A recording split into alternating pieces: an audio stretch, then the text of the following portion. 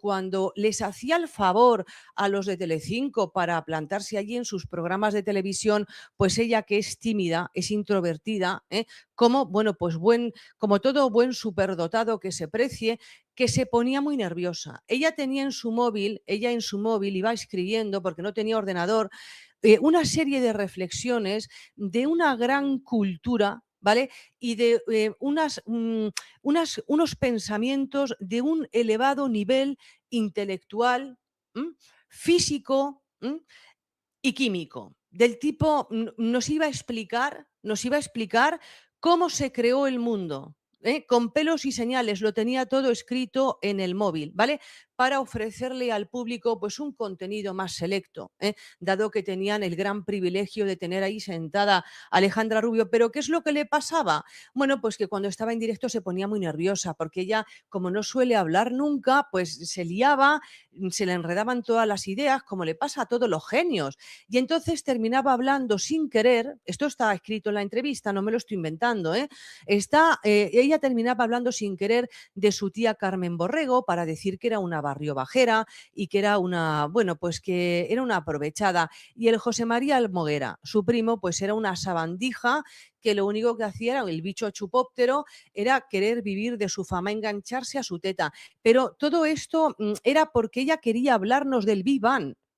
Y lo tenía todo súper preparado en su móvil, se lo escribía, diálogos profundos con Platón. Sabes que pero se es que analiza todo lo que dices, se te escrutina de una manera. Es que no es que se analice, es que no se entiende. No, pero, es que por eso es lo que yo, sí, a mí me explota el cerebro, sí, porque digo, es tan difícil comprender. Oye, que yo estoy haciendo autocrítica, que yo he metido la pata 1000 millones de veces, que a mí me ha costado mi salud mental muchas veces porque no he entendido y porque soy una persona que cuando se agobia descontrola. Entonces, como descontrolo, ya no sé ni lo que digo, ni lo que hago, ni cómo hablo, ni... Entonces, oye, tampoco es muy difícil. Sí, pero lo que me refiero es, por ejemplo, que te digo, se analiza todo, dice la gente, hay gente que ha dicho, da hasta el mismo titular que Carlos. Yo no tengo la culpa de haber nacido en la familia en la que he nacido. Oye, perdona, y es que eso es alguna mentira. ¿Tú tienes la culpa de haber nacido en la familia que has nacido? No, pero digo es que claro, si pudiéramos elegir, mis hijos igual el día de mañana dicen, oye, pues me hubiera encantado que mi madre fuera pelirroja y no sé cuánto, pero es que no es que esto es lo que toca. Y yo estoy orgullosa de la familia en la que he nacido. Y es que eso no significa que... Lo que te digo, mis decisiones van por un lado y donde haya nacido... ¿Vale? Porque ella ha tenido muchísimas oportunidades y muchísimas puertas abiertas que la gente, que el pueblo llano, que no forma parte de la realeza, pues no tiene. Entonces, ¿cuál ha sido su problema? ¿Por qué ella se marchó de Telecinco pegando coces? Bueno, pues ella dice que ha reflexionado que no era por culpa de la fama. Que ella en un principio le echó la culpa a la fama, pero después se ha dado cuenta de que no es así, que la culpa la tiene que en Telecinco la pusieron a trabajar con Patricia Pardo, Joaquín Prat y todos esos colaboradores de televisión, que es gente muy chunga, muy, muy chunga, y aquello era un nido de víboras que se inventaban su vida y decían las mayores burradas simplemente por hacer audiencia. Por hacer audiencia, eran malos, van a arder en los infiernos. Y sin embargo, ella se sentó un día en el plató y ya está, ese es su currículum. ¿Me consideran gente? Pues bueno, es lo que hay, son cosas que pasan. Yo creo que ayer fui muy correcto a la hora de hablar de estos temas. Me da la sensación de que en esta familia impera la ley del silencio. No nos falta comprensión lectora, quizá a ella le falta comprensión laboral, porque lo estábamos comentando antes con Ángela. En mayo vino la última vez y apenas hace 2 meses ella dijo que no quería saber absolutamente nada de televisión, ni de entrevista, ni de su vida personal, y la entrevista del Mundo es todo personal. Cuando dice que la palabra circo, que nos enumera y nos trata como si estuviéramos en un circo, en el circo ella ha entrado, si ahora va de escritora, intelectual y vanguardista, pues no sé lo que va a pasar con su futuro, pero realmente en esa entrevista hay cosas que si ella hubiera querido omitir hubiera estado muy bien. Las que hemos hecho nuestra transición profesional, que no es el caso de Alejandra Rubio, trabajando, currando, no cobrando, pasando por todas las esquinas del periodismo, y sin embargo ella se sentó un día en el plató y ya está, ese es su currículum.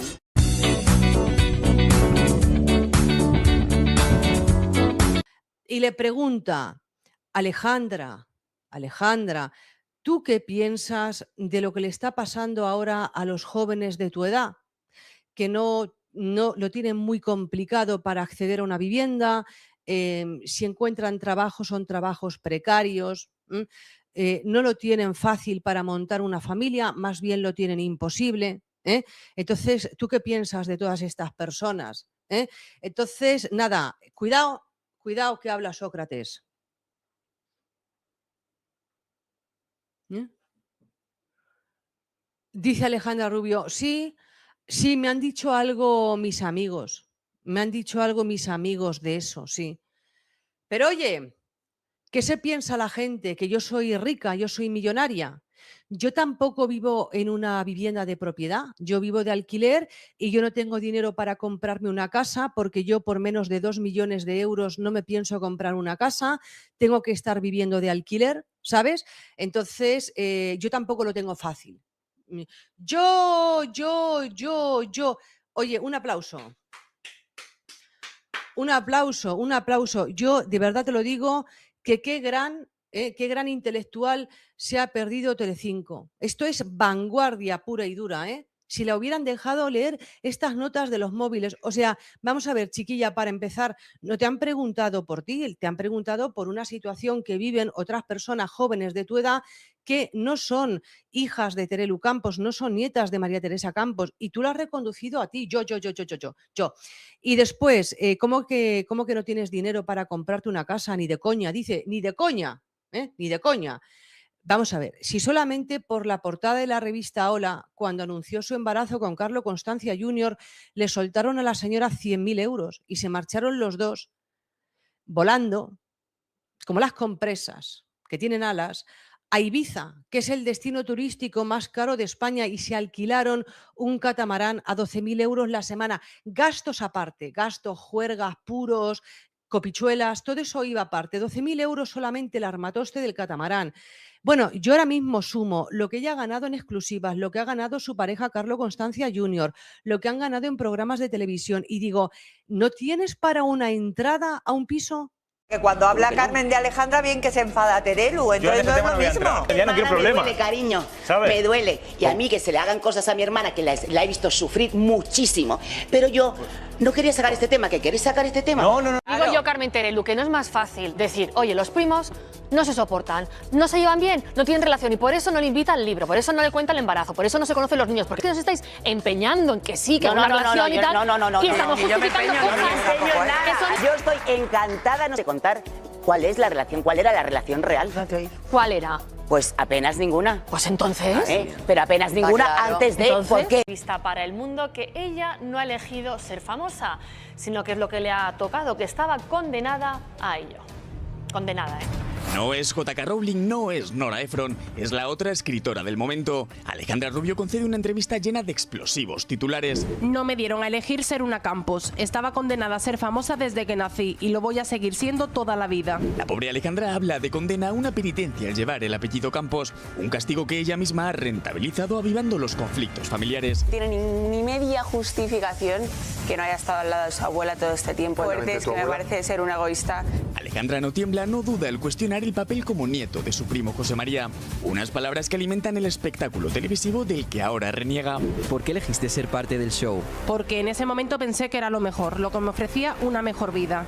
Hoy hubiera tomado otra decisión y no hubiera entrado en ese circo. Este circo, como ella nos llama, es el que ha pagado la mayoría de sus facturas. Pero ojo, porque sigue avivando el show. Decirle a tu madre la dirección de otro hospital cuando acabas de tener un hijo, esas cosas sí que son irrecuperables. Primero le llama mal nieto, después le cuestiona como hijo. Un tipo de televisión que, según ella, no gustaría a la matriarca del clan. Mi abuela no vivió ese tipo de televisión y le horrorizaría.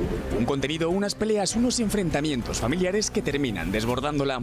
Estos son personajes muy cutres de la prensa del corazón, muy cutres, de tercerísima categoría, pero al mismo nivel que la Macoque. Lo que pasa es que no lo quieren ver. Se piensan que, bueno, pues por ser la hija de Terelu Campos, la nieta de María Teresa, el otro el hijo de Mar Flores, nada. Entonces, a estos 50.000 euros les dura lo que a mí, bueno, pues hoy en día 50 euros en el supermercado. Como, hombre, a dar la exclusiva del embarazo, tú lo haces, pin, clean.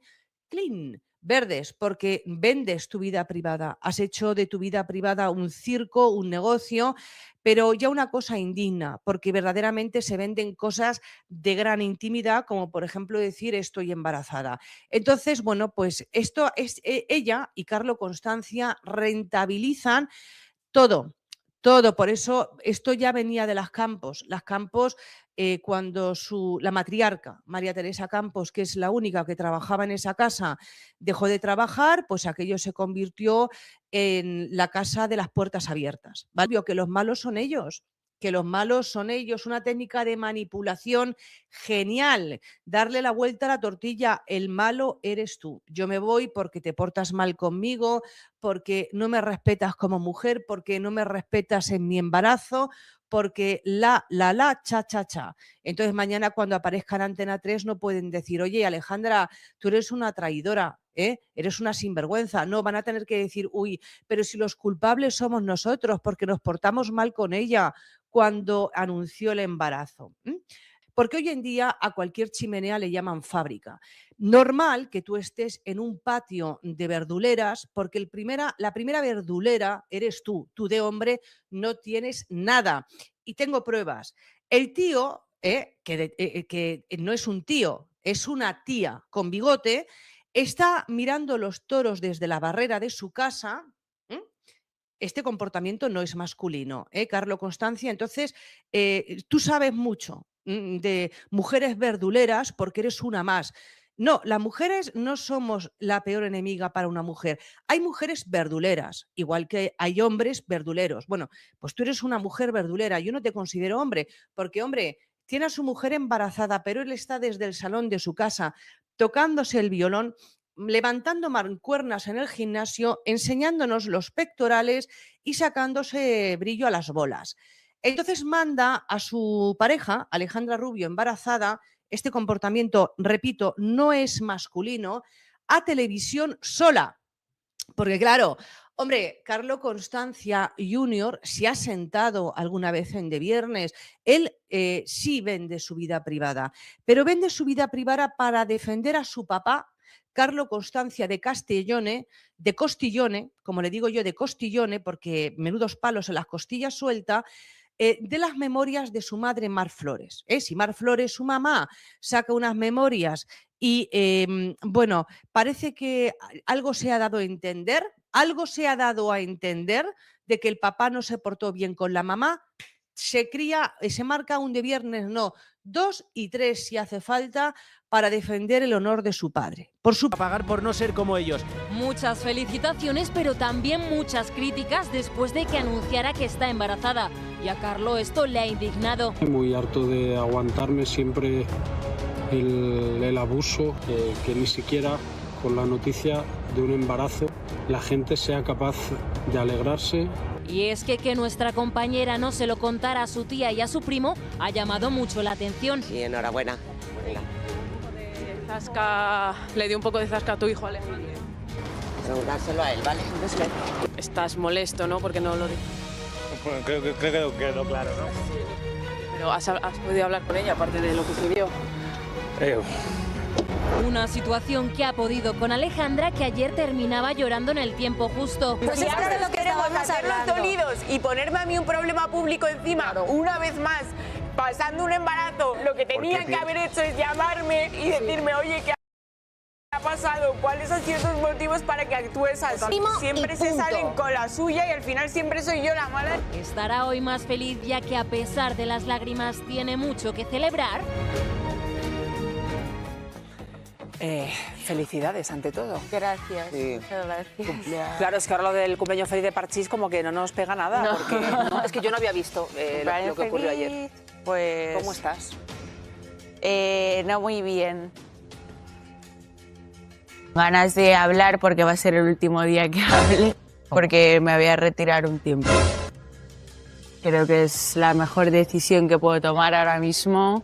No quiero estar más aquí, o sea, no por vosotros, sino porque no puedo estar más aquí, no puedo seguir llevándome los disgustos que me llevo, no puedo seguir lidiando con esta situación en mi estado. Fue a raíz de lo que ocurrió ayer. Eso ayer ¿Qué tanto te dolió? Me vi en una situación que pensé que no me iba a ver con mis compañeros. Al final se puso en duda de mis motivos médicos. Se insinuó que yo estaba mintiendo, que a mí no me había pasado nada a nivel médico y que todo lo había hecho para salvaguardar una exclusiva. Sí, pero es que sí fue así. Yo creo que se criticó la falta de coherencia. Perdona, para salvaguardar una exclusiva que estaba firmada desde el minuto, o sea, estaba palabrada desde el minuto 1. Aquí en esta productora lo sabéis. Sexuales con su novio en la barbería el verano pasado. ¿Te han contado algo? ¿Te han contado en la productora que le llegó ese testimonio? ¿Qué hace falta, Alejandra Rubio, para que te des cuenta de que todo el mundo se está riendo de ti? El primero, tu pareja. El tal Carlito Constancia, que sí, Telecinco oculta información, por supuesto, porque naces siendo nieta de María Teresa Campos, hija de Terelu Campos, tienes las puertas abiertas en todos los sitios. Y acabas siendo el hazmerreír de una cadena de televisión. Ahí, pues a 4 niñanas, de pijos, pero que llevan vidas, que me perdonen los de las 3.000 viviendas. ¿Cuánta gente más decente habrá en las 3.000 viviendas que Alejandra Rubio? Y esa que lo ha tenido, y eso que lo ha tenido todo regalado en la vida, lo que está haciendo tirando Constancia mientras ella está aquí, pues revolcándose para allá y para acá. Porque Kiko, con la primera que pase por la calle o con la segunda que se ligue, porque Kiko Matamoros sacó un ejemplo. Me consta que hay más. Ahora vamos a ello, al turrón. Bueno, se confirma que se va Alejandra Rubio a Antena 3, Sumo y la Terelu Campos. ¿Qué se confirma más? Pues el directo que yo hice sobre Joaquín Prat, el falserío que hay ahí en Telecinco. Falsos como ellos son, los hipócritas, traidores.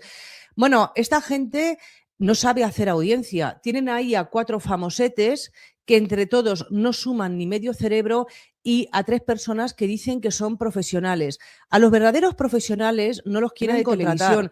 Y bueno, Alejandrita, no te pienses que por ir a Antena 3, en Antena 3 se ríen más de ella. Sonsoles Sónega, con las declaraciones que hizo, diciendo que era una joven promesa de la literatura, que fomentaba la lectura en los jóvenes y que, que nadie es profeta en su tierra, pero que esta, al lado de Mario Vargas Llosa, dentro de unos años le darán el Premio Nobel de Literatura. Mamá le ha pedido a Sonsoles Sónega, una vez más, mamá, arrastrándose para salvar a la niña, que te contrate en el programa de Sonsoles. Pero anúnciamelo, esto es bombazo. Lo importante es más allá, porque ahora ya esto es una cosa de hombre a hombre, da igual la edad, a partir de una edad, a partir de los 18, 20, 21, uno ya se le considera un hombre, hecho y derecho. Cuando alguien ha pasado también por la justicia, ha sido condenado, ha pasado por las cárceles, ya tiene una experiencia, ha sido padre, pues ya se puede considerar que uno tiene una experiencia y ya podemos catalogarlo como que ya es una persona adulta, hecha y derecha, con sus errores, sus aciertos. Pero ¿qué vas a hacer ahora, Carlos Constancia? Yo no te deseo que te encuentres con Kiko Matamoros a la vuelta de la esquina, porque vais a tener más que palabras. Obviamente la sangre no va a llegar al río, pero sí que las voces se van a levantar y a lo mejor te van a poner a prueba. Pero lo que es impresionante es qué vas a hacer con todo lo que han dicho de ti, porque claramente te han llamado chulo de mierda, te han dicho que eres un agresor verbal, todavía no has llegado a las manos con nadie, pero que verbalmente has agredido tanto a Kiko como a Diego como a Laura Matamoros. Has amenazado con romperle la cabeza a Kiko Matamoros y a Diego Matamoros. Te llaman idiota, te llaman estúpido, te llaman golfo. De lo que ocurrió con Laura Matamoros, que nos cuentes la verdad, que nos digas si fue una casualidad, si es verdad que diste 2 vueltas a la manzana, si es verdad que la entraste por detrás en el coche, aparcaste detrás, si es que fuiste a por ella a leerle la cartilla, y que por lo menos reconozcas si tu tono era un tono subido o no. Porque creo que como hay testigos y gente que lo vio, pues a lo mejor puedes quedar como un mentiroso, como ha quedado tu chica, la niña de la curva, que en la curva parece ser que es súper fácil mentir, porque Tellado o la Corín Estrellado, vamos a llamarla Alejandra Corín Estrellada en la curva, en vez de Corín Tellado, Corín Estrellado en la curva. escriba otra novela y pueda acceder a ese premio Planeta tan disputado, tan deseado, tan perseguido por todos los grandes literatos de este país. No manipules. No manipulo, intenta ser simplemente exacto. Laura miente. En su gran mayoría de cosas miente. Me gustaría solo hacer un pequeño inciso a Antonio, que yo no sé qué prudencia y qué discreción tiene una persona que me da del violento, del coaccionador, personas que usan... Porque no contó lo que pasó. Un teléfono No contó tan todo lo que importante como es el teléfono de la violencia a las mujeres. Yo hablé de Laura, eso fue Diego, No manipules. No manipulo, intenta ser simplemente exacto. son personas que me acusan de cosas Son falsas. personas. Yo solo alabé a tu prima, no he Que me hablado nada de acusan de la violencia contra la mujer. Creo que esto desestima Carlo, y pero eso mucho fue tu los primo recursos Diego, reales que se Eh, tienen que utilizar ante violencia real y no violencia falsa. Tu prima fue prudente, discreta, y lo vuelvo a repetir, y me volvería a levantar si volviera a entrar por este plato, porque no contó lo que tú le dijiste en la conversación. Y espero que el discreto tampoco seas tú, y hoy cuentes realmente lo que pasó. Bien. Y cuentes lo que ocurrió. Bueno, y cuentes de Antonio, verdad como tú si le tienes- amenazaste o no como con tú contar una tienes cosa solo que una había pasado versión- entre su padre y su hermana mayor. Como tú tienes... No vas a tener un hueco donde esconderte. Ni en la cárcel has aprendido códigos, ni en la puta cárcel has aprendido códigos. Vas a avasallar a quien yo te diga. Vas a gritar en la calle a quien yo te diga. Vas a amenazar a quien yo te diga. La denuncia te la va a poner mi hijo mañana. Porque yo no sabía eso. Me parece repulsivo que seas tan traidora. Me parece repulsivo que estés siempre cerca del árbol que más calienta. Que eres poco de fiar. Muy poco de fiar. Que estás dispuesta a blanquear a quien sea y al precio que sea. Que no tienes dignidad ni para enfrentar las contradicciones de tu hija, ni las de tu yerno, ni las de tu nuero, ni las de Dios bendito. Cada día eres más pequeña, cada día eres más cobarde, cada día eres más sucia. Que no tienes narices para decirle a tu hija lo que hiciste con Laura en maquillaje. Fíjate si tienes pocas agallas. Fíjate si le tienes miedo a tu hija. Conflictos familiares los tuyos. Conflictos familiares los de tu hermana. ¿Por qué no hablas del divorcio de tu hermana? ¿Por qué no hablas de la situación traumática de sus hijos y no de los míos? ¿Por qué me nombras a mí? ¿Tienes a Potota al lado? ¿Te acuerdas cómo fue aquello? Cuando se divorcia tu hermana, cuando se separa, pierde la custodia de sus hijos. ¿Por qué? ¿Haces memoria? Digamos que por una conducta poco adecuada a lo que conlleva la custodia de unos hijos de esa edad. Y le dan la custodia al padre. Luego tu hermana, en su derecho, recurre y consigue la custodia compartida. Lo que no se ha dicho nunca es qué armas utilizasteis para que ese recurso saliera adelante. Acusasteis al padre de tus sobrinos de una conducta que tu sobrina negó en sede judicial, por cierto. Te ha dado lo mismo todo. Vendes una portada diciendo: estoy ingresada en la misma habitación en la que murió mi madre. ¿Se puede ser más obsceno? ¿Se puede ser más obsceno? ¿Se puede ser más obsceno? La escalera internacional. Es tú y el de blanco es Laura, ¿vale? Exacto. ¿Tú qué le dices? Digo, bueno, me cuenta lo que ha ocurrido. Y le digo, el que diga eso o está loco o es un hijo de la gran puta. Cuando se divorcia tu hermana, cuando se separa, pierde la custodia de sus hijos. ¿Por qué? ¿Haces memoria? Digamos que por una conducta poco adecuada a lo que conlleva la custodia de unos hijos de esa edad. ¿En qué pata os apoyasteis? ¿En qué influencias? Tu madre tenía muchas. Era íntima amiga del ministro del Interior, Jaime Mayor Oreja. Comían casi todos los jueves juntos. Hay cosas que se cuecen a fuego lento durante meses, acumulando tensión, acumulando rabia, acumulando todo lo que no se ha dicho en público, todo lo que se ha tragado con una sonrisa delante de las cámaras. Y luego, un día, explotan, sin aviso, sin filtro, sin que nadie pueda parar lo que viene. Y eso es exactamente lo que pasó en el programa de los dos Kikos en YouTube, ese espacio que se ha convertido en la válvula de escape de todo lo que la televisión convencional ya no se atreve a decir, donde Kiko Matamoros, fuera de sí, completamente fuera de sí, soltó todo lo que llevaba guardado sobre Carlo Costanza, sobre Terelu Campos y sobre unas acusaciones que apuntan directamente al divorcio de Carmen Borrego y a una historia que llevaba años sepultada bajo capas de silencio cómodo y de conveniencia mediática.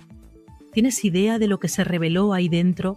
¿Sabes lo que dijo Kiko Matamoros mirando a cámara como si Carlo Costanza estuviera sentado delante de él? ¿Sabes lo que destapó sobre Terelu Campos y una historia que llevaba años enterrada y que ahora vuelve a la superficie con una fuerza brutal? ¿Y sabes lo que implica todo eso para una familia que lleva meses intentando controlar el relato desde los platos de televisión, mientras la realidad que se esconde detrás del decorado era completamente diferente a lo que querían que creyeras? Porque lo que ocurrió en ese programa no es un simple cruce de palabras entre famosos, es una guerra declarada. Es una explosión de proporciones enormes que puede cambiarlo todo, y tú estás a punto de enterarte de cada detalle, sin que se omita nada, sin que se suavice nada, tal y como ocurrió. Para entender la magnitud de todo esto, hay que empezar desde el principio, porque los conflictos que explotan en público siempre tienen una historia detrás que el espectador no conoce del todo, y en este caso esa historia tiene varias capas que hay que desgranar una por una para que lo que vino después tenga todo el sentido que tiene. Kiko Matamoros y Carlo Costanza no partían de cero en su enfrentamiento. Entre ellos había ya una tensión acumulada, una relación que nunca fue fluida, que nunca tuvo ese barniz de cordialidad que a veces se mantiene entre las personas que orbitan alrededor de los mismos círculos mediáticos, aunque no se tengan ningún aprecio. Y esa tensión llevaba tiempo buscando una salida. La chispa que encendió todo fue una acusación que llegó a través de mensajes privados que ahora han salido a la luz. Una acusación de una gravedad extraordinaria. Carlo Costanza le habría dicho a Laura Matamoros, la hija de Kiko, que su padre había maltratado físicamente a una de sus hijas. Eso es lo que circuló entre ellos. Eso es lo que llegó a oídos de Laura. Y eso es lo que desencadenó una reacción en cadena que terminó con Kiko Matamoros delante de una cámara de YouTube diciéndole a Carlo Costanza exactamente lo que pensaba de él sin importarle las consecuencias, ni los matices, ni los tiempos. Ahora hay que ser preciso aquí, porque la precisión importa. Lo que Kiko mostró en el programa no fue esa acusación, sino los mensajes que la desmontaban completamente. Sacó a la luz una conversación que había tenido con su hija Laura, donde ambos hablaban de lo que Carlo habría dicho, donde Kiko expresaba su consternación con unas palabras que no dejaban lugar a la interpretación, donde decía que quien afirmara algo así, o estaba completamente perturbado, o era de lo más despreciable que podía encontrarse. Y Laura, en esa conversación, le respondía que ella tampoco se lo creía ni un instante, que en toda su vida nunca había tenido ninguna evidencia de nada parecido y que además su propia madre se lo había confirmado. Y aquí viene el detalle que convierte esto en algo verdaderamente significativo. La madre de Laura Matamoros es Marian Flores. Y Marian Flores y Kiko Matamoros tienen una relación que no se puede describir precisamente como armoniosa. Tienen una historia detrás cargada de tensiones, de desencuentros, de todo lo que queda después de una separación que no fue sencilla.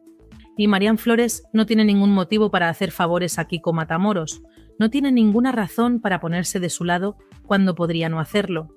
Y sin embargo, según lo que Laura le dijo a su padre en esa conversación, incluso ella, incluso Marianne, confirmó que esa acusación era completamente falsa, que nunca había ocurrido nada de lo que Carlo habría afirmado, cuando la persona que tiene todos los motivos del mundo para no defenderte decide defenderte de todas formas. Y eso no es un detalle menor, eso es una declaración con un peso enorme. Pero Kiko Matamoros no se quedó en los mensajes. Eso habría sido lo razonable, lo contenido, lo que haría alguien que quiere cerrar el asunto con dignidad y seguir adelante. Pero Kiko no estaba en ese punto. Kiko estaba en otro punto completamente distinto, en ese umbral donde la indignación ha superado todos los filtros racionales y lo único que queda es decir la verdad tal y como uno la ve, sin preocuparse por las consecuencias. Y lo que vino después fue uno de los momentos más intensos, más crudos, más difíciles de olvidar que se han visto en ese programa desde que existe. Se colocó delante de la cámara, la miró directamente y empezó a hablar con Carlo Costanza como si lo tuviera enfrente, sin el lenguaje cuidado que se usa habitualmente en televisión, sin los rodeos que se emplean cuando uno sabe que hay abogados escuchando, con la franqueza sin adornos de alguien que ha tomado una decisión y que ya no va a dar marcha atrás. Le dijo que era un fanfarrón de poca categoría que iba por la vida intentando intimidar a quienes tenía alrededor, que se creía que podía difamar a cualquiera sin que hubiera ninguna consecuencia y que intentaba sojuzgar y amedrentar, y que eso decía todo lo que había que saber sobre quién era y de dónde venía.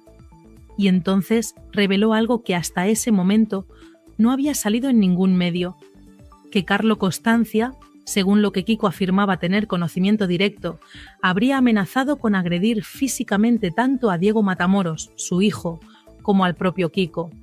No como una expresión de rabia en un momento de tensión, no como una de esas cosas que se dicen en el calor de una discusión y que nadie toma en serio, sino como una amenaza deliberada, con una intención específica detrás. Y fue más allá todavía. Mencionó que esa amenaza incluía causarle una lesión de tal gravedad que podría haber supuesto la amputación de una extremidad. Lo dijo con esa calma escalofriante que tienen las personas cuando están más allá de la rabia, y cuando ya han procesado la indignación y lo que queda es solo la determinación de que todo salga a la luz. Le dijo a Carlo que no tenía la valentía de decirle nada de eso a la cara, que si tenía algo que decirle que le buscara, que le llamara, que le pidiera su número de teléfono a quien hiciera falta, que esconderse detrás de mensajes y de intermediarios era exactamente lo que correspondía esperar de alguien como él. Y las palabras que usó para describir lo que pensaba de Carlo Costanza no eran las palabras que se usan en televisión, eran las palabras que se usan cuando uno ya no está actuando para una audiencia, sino simplemente dejando salir lo que lleva dentro.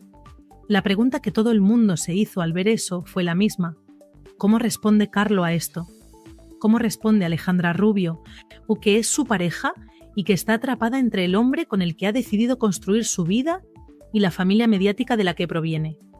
Porque cuando alguien te ataca de esa manera en público, con esa contundencia, con esas palabras, con esas acusaciones tan específicas, el silencio tiene un coste muy alto, pero también lo tiene la respuesta, porque entrar en esa guerra con Kiko Matamoros en ese estado es meterse en un terreno donde las reglas las pone él y donde la temperatura es tan alta que cualquier cosa que se diga puede arder inmediatamente y volverse en contra de quien la diga.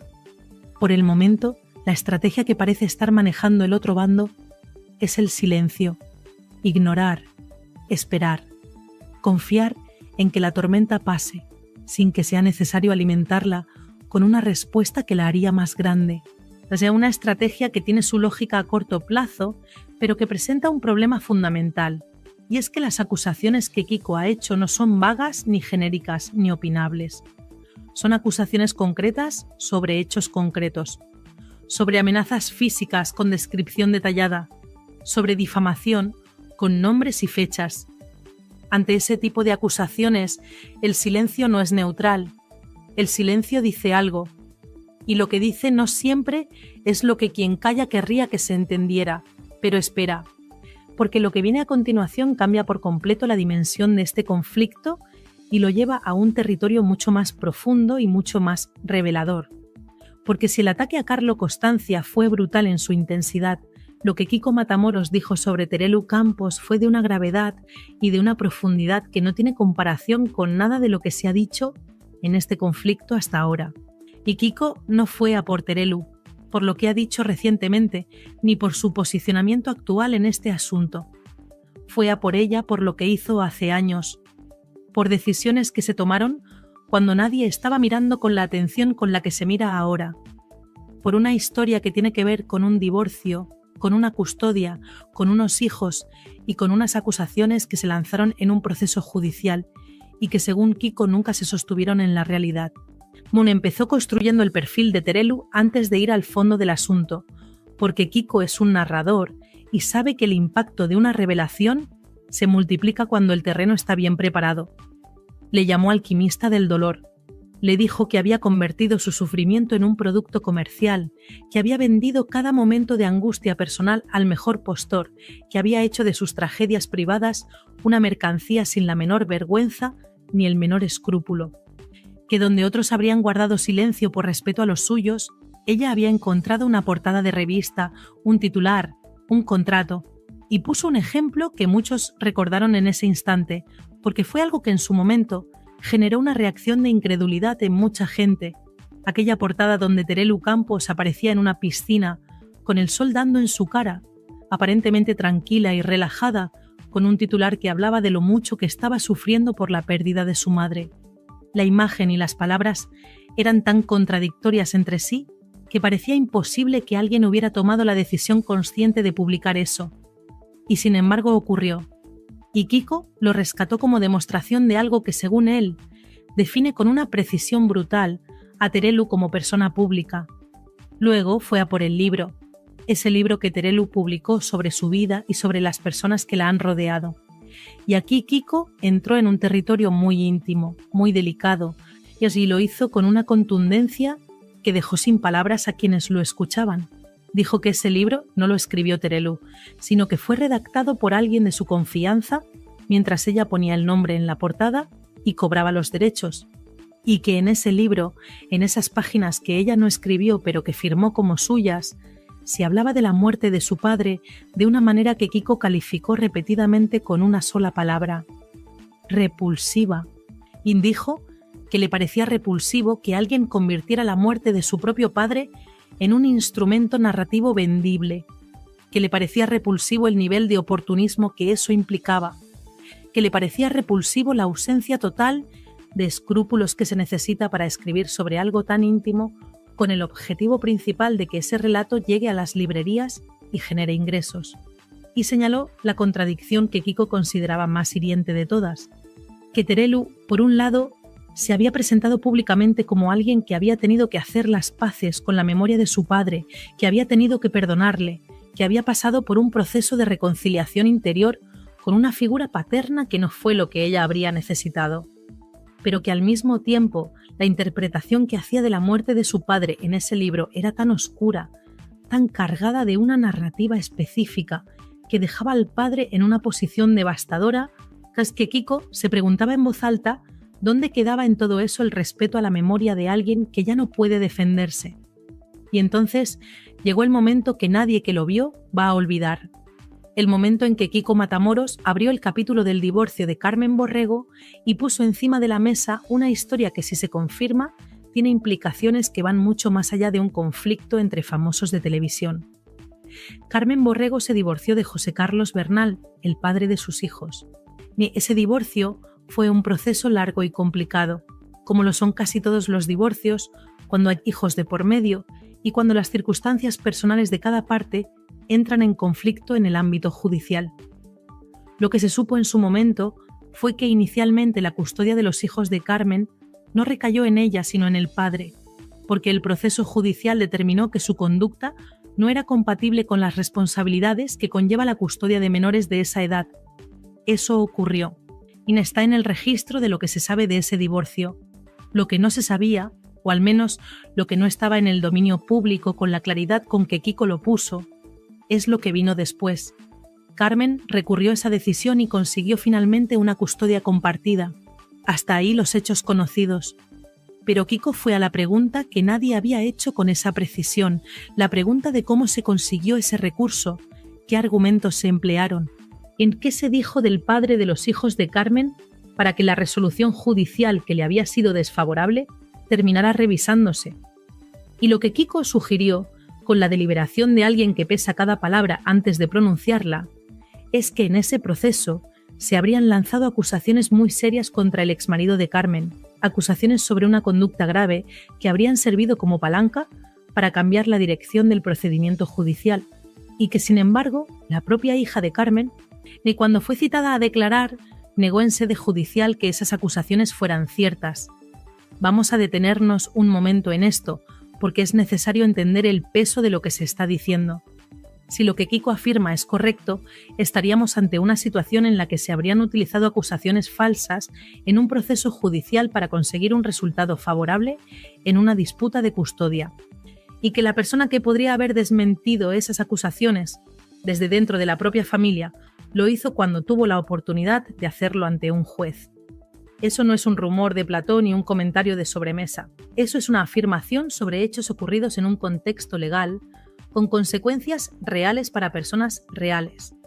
Y Terelu entra en todo esto de manera directa, según Kiko, porque él afirma que ella tenía información privilegiada sobre la familia del exmarido de Carmen a través de una amiga suya que había tenido relación personal con esa familia durante un periodo significativo de tiempo, que Terelu sabía cosas, que esas cosas formaban parte del arsenal que se utilizó cuando fue necesario, y que cuando se le preguntó públicamente sobre ese asunto, y cuando alguien le puso delante la pregunta de si conocía determinados hechos, la respuesta de Terelu fue que no sabía nada, que no tenía información, que aquello le pillaba completamente de sorpresa. Una respuesta que, según Kiko, es sencillamente mentira. No una mentira de las que se dicen por confusión o por error de memoria, una mentira calculada, consciente y deliberada. Kiko también sacó a colación algo que en otro contexto podría parecer una digresión, pero que en la narrativa que él estaba construyendo tenía un lugar muy preciso. Habló de los contactos políticos que María Teresa Campos había cultivado a lo largo de su carrera. Mencionó que la matriarca de la familia tenía una relación de amistad muy estrecha con quien fuera ministro del Interior en una época determinada, de que esa relación era suficientemente cercana como para que se mantuvieran encuentros regulares y habituales. Y lo puso en el contexto del divorcio de Carmen, no como acusación directa, sino como marco de referencia, como elemento que ayuda a entender en qué tipo de entorno se movía esa familia cuando necesitaba que determinadas cosas salieran de determinada manera. La acumulación de todo esto construía algo que iba mucho más allá de un ataque personal, motivado por la rabia del momento.